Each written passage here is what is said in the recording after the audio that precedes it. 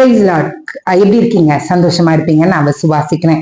இன்றைக்கு கர்த்தர் கொடுக்கிற ஒரு வார்த்தை மத்தேயு 25ஆம் அதிகாரத்துல 23ஆம் வசனத்துல ஆண்டவர் ஒரு வார்த்தையை சொல்லியிருக்கிறார். என்னன்னா, கொஞ்சத்திலே உண்மையா இருந்தால் அநேகத்தின் மேல் உன்னை அதிகாரியாக வைப்பேன்.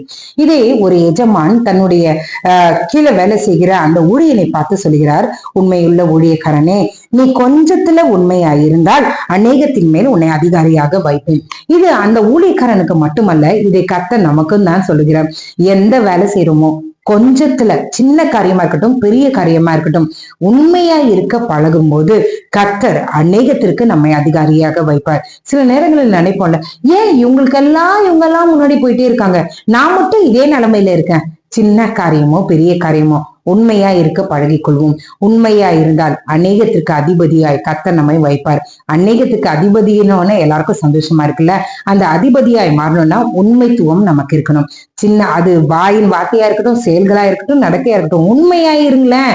கர்த்தர் அநேகத்துக்கு அதிகாரியாய் கர்த்தர் நம்மை மாற்றுவார். ஜெபிக்கலாமே.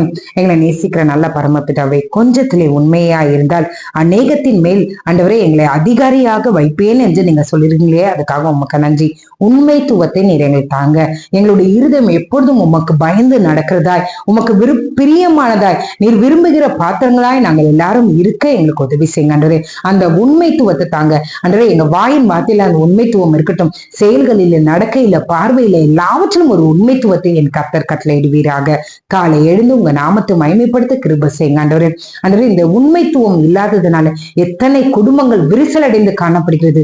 இயேசுவின் நாமத்தினால அந்த பகையாக நிற்கிற நடுச்சுவரை என் கர்த்தர் தாவியானவர் தகர்த்து இருதிர தயாரும் ஆண்டவரே நீங்க ஒன்றாக்க வேண்டுமா ஜெபிக்கிறோம். இன்றைக்கு ஒருவருக்கு ஒருவர் ஆண்டவரே ரீகன்சல் ஆக கிருபை செய்யுங்க ஆண்டவரே. ஆண்டவரே, உண்மையாய் வாடுகிற அந்த அனுபவத்தை நீ அவர்களுக்கு தாங்க ஆண்டவரே. கணவனுக்கு உண்மையாய், மனைவிக்கு உண்மையாய், பிள்ளைகளுக்கு உண்மையாய், எல்லாவற்றையும் காட்டிலும் உமக்கு உண்மையாய் நாங்கள் நடக்க எங்களுக்கு உதவி செய்யுங்க ஆண்டவரே. காலை எழுந்து உங்க நாமத்தை மகிமைப்படுத்த கிருபை செய்யுங்க.